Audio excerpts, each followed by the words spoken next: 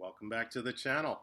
My name is Thomas Fletcher and I'm the host of the LCSW network. If you're new to the channel, please do me a favor by smashing that like button, by subscribing to the channel, and by sharing this video with your social work colleagues and friends. The purpose of this channel is to create a community of hope and support where social workers can come for relevant news, information, and inspiration. Well, welcome back. And I just want to let you guys know that it's been a year since I started this channel. On October 10th, 2020, I started the LCSW network again to create that community of hope and support where we as social workers, where we can come for news, information, and inspiration. So in today's video, I want to, first of all, I want to wish you all a very happy 2021 World Mental Health Day. October 10th, 2021 is, again, World Mental Health Day. And I will be reviewing a story from the World Federation for Mental Health. I will be talking about their campaign for this year's World Mental Health Day. So let's get into it. So the World Federation for Mental Health President, Dr. Ingrid Daniels, has announced the theme for World Mental Health Day 2021, which is Mental Health is an Unequal World.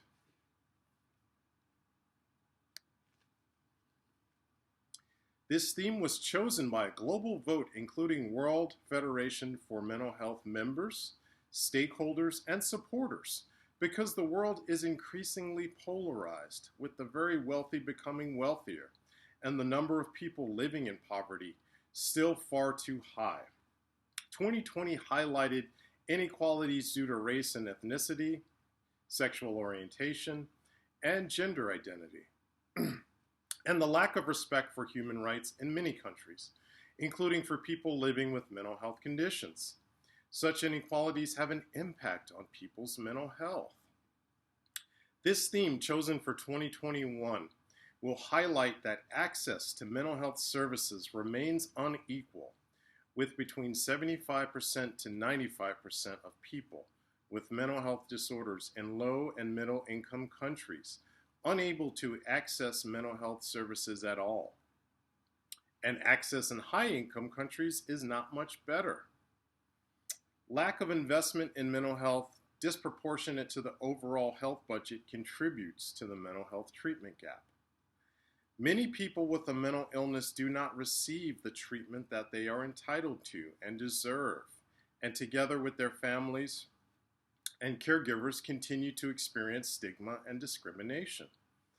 The gap between the haves and the have-nots grows ever wider, and there is continuing unmet need in the care of people with a mental health problem. Research evidence shows that there is a deficiency in the quality of care provided to people with a mental health problem. It can take up to 15 years before medical, social, and psychological treatments for mental illness that have been shown to work in good quality research studies are delivered to patients that need them in everyday practice. The stigma and discrimination experienced by people who experience mental illness not only affects that person's physical and mental health, stigma also affects their educational opportunities, current and future earning and job prospects, and also affects their families and loved ones. This inequality needs to be addressed because it should not be allowed to continue. We all have a role to play to address these disparities and ensure that people with lived experience of mental health are fully integrated in all aspects of life. People who experience physical illness also often experience psychological distress and mental health difficulties. An example is visual impairment.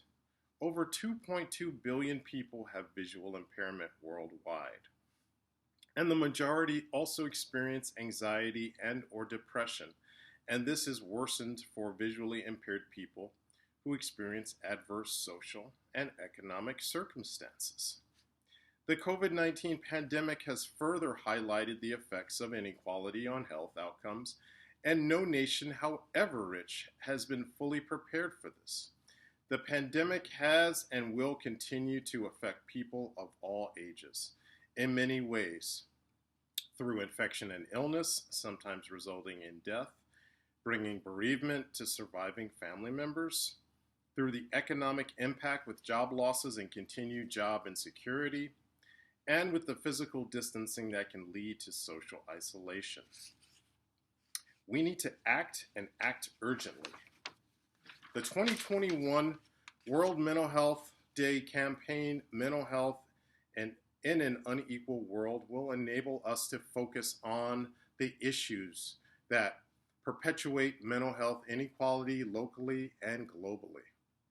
We want to support civil societies to play an active role in tackling inequality in their local areas.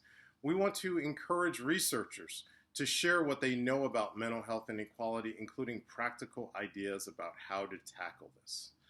When the World Federation for Mental Health was formed in 1948, the world had emerged from war and was in major crisis, and much of this was tackled by collaboration between the World Federation for Mental Health, World Health Organization, United Nations, UNESCO, and other global stakeholders and citizens with an interest in mental health well-being.